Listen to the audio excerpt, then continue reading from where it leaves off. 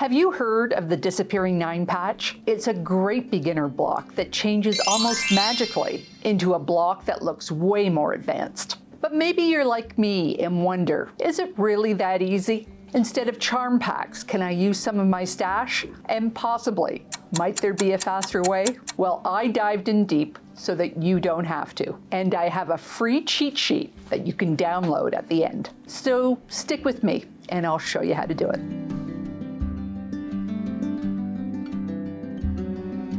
Hi, I'm Karen Brown of Just Get It Done Quilts. I give you tips, tricks, and strategies to help you make the quilt that you want to make. And if you like what you see, please click that subscribe button. If you are new to quilting, a traditional 9 patch has 5 dark squares plus 4 light squares for a total of 9 equal squares. So the name 9 patch makes total sense. Next, the squares are sewn together into rows, which are then sewn together. And if you press these squares out and these rows in with a 1/4 of a turn every other block, they nest perfectly together across the row and down the quilt for a multicolored quilt. Another popular way to use it is by alternating the 9 patch block with a solid square of the light fabric. This layout is known as a single Irish chain. Now, the darks don't need to be identical, nor do the lights, but you do need to have really good contrast between those inner squares and the outer squares so that you can see the layout. You can reverse the values. That is, putting the light-colored squares in the corners and the dark squares in the middle. You can also add a little bit of fun by choosing a different color for the center, or by fussy cutting it, or even adding a tiny block from another project. And commonly, these 9 patches finish at 6 inches and 9 inches, which means the original fabric squares were 2.5 inches or 3.5 inches.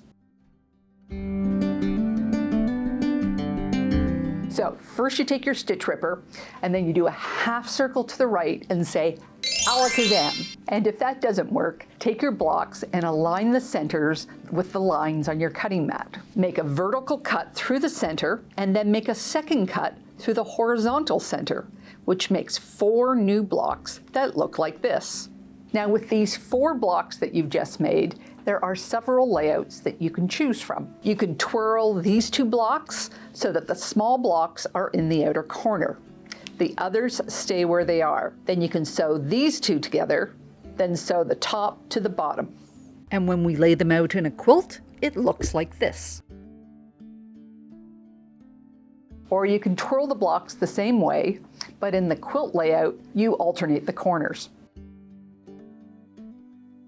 So a bonus for this block is that we don't need to worry about nesting any seams except for this one in the middle.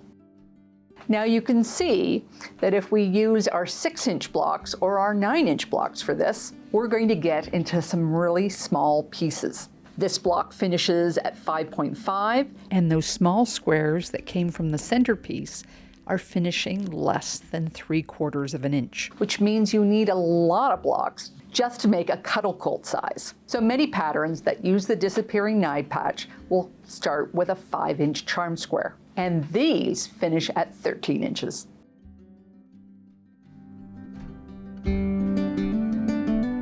Charm packs are these yummy decks of 42 5-inch squares. And you might think that this is a great way to buy a fabric line. However, there are 4 main drawbacks to this kind of pre-cut. First, they are hard to pre-wash because they shrink more in one direction than the other. Plus, there's a lot of fraying. And you don't get to choose the fabric assortment in the deck. So they might not have the right balance of lights to darks that you need. And some prints are just not made to be cut at 5 inches. These calf facet charms are from the same fabric, but show totally different colors when cut into 5-inch squares. Comparing fabrics by the cost per square inch, charm packs are 50% more expensive than yardage. And if you're buying a charm pack of solid colors, it's even more. And 4, you still have leftovers. For me, for a quilt to qualify as a stash buster, it must have little to no wastage. For this smaller size cuddle quilt, I will need 108 5-inch squares. So this version requires 3 charm packs with 18 left over. For this larger version, I need 180 5-inch squares, which means I need 5 charm packs and I'll have 30 left over. So use the fabrics from your stash. From a 5-inch with the fabric strip, you can cut 8 5-inch squares. Now you might not think that this will work with fat quarters, because fat quarters are only 18 inches high, and less if you pre-wash them, and you'll have all this wastage. But that's not a problem. Just take your fat quarter, fold it in half, and then fold it in half again, and measure, and cut all your squares to this size. You'll probably end up with squares between 4 inches and 5, maybe a little bit more if your local store sells in quarter meters, like some of mine do, and I'll have cutting instructions for all these sizes on the handout. Now you might be thinking that there's an easier way to make these, and there is. So we need 4 dark squares and 4 light squares and 1 dark contrasting color for the middle. And you need to be on high alert while you're sewing them, as they can change places when you're not looking. You can avoid this and save some time if you keep your fabric in strips, sewing them together in sets of 3. Cutting these the same width as your strips, then sewing them together. If you use 2 dark fat quarters plus 2 light fat quarters plus 1 light one for the middle, cutting them into 4 strip sets each will make 4 strip sets of the dark, 2 strip sets of the light, with 2 of the middle strips left over.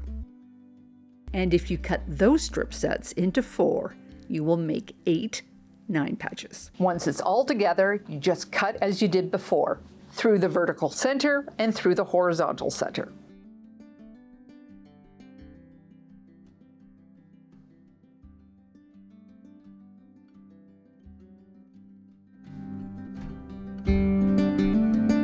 Now, if you're like me, you might have found this method still a bit fiddly. There must be a faster, easier, more simplified way. So when you cut your 9 patch into quarters, you get 4 of these blocks. And this is just a 4 patch with an alternate grid. This is the square. These are light squares cut in half, and this is the middle square cut into a quarter.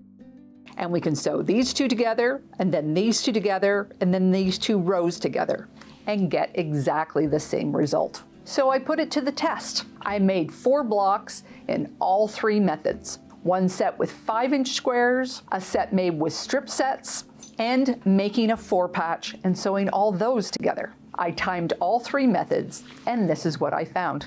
I liked that as well as using my 5-inch charms, I was able to use my 5-inch scrap squares that are in my stash, though it did take a bit of time to sort through the squares to get the right contrast. But there was no cutting necessary in that first step, and that saved a lot of time. And since in the final step, the blocks are spun around, I found the only place I could fussy cut in this block were the dark squares in the corner. However, I did find that when I oriented my stripes like this, it gave me a really interesting zigzag. And with the extra step in sewing, I found it really easy to mix up or spin my blocks. In this method, I really liked using the fat quarters that I already had in my stash. And making those long straight cuts was just fast and easy for me. But working in these strip sets to make the 9 patch, which was then cut and blocks turned, there was no opportunity for fussy cutting. And though this method took me longer than method number 1 because of the cutting phase at the beginning, this was my favorite method out of all 3. Something about just working with these big pieces of bold, bright colors made me feel wonderful.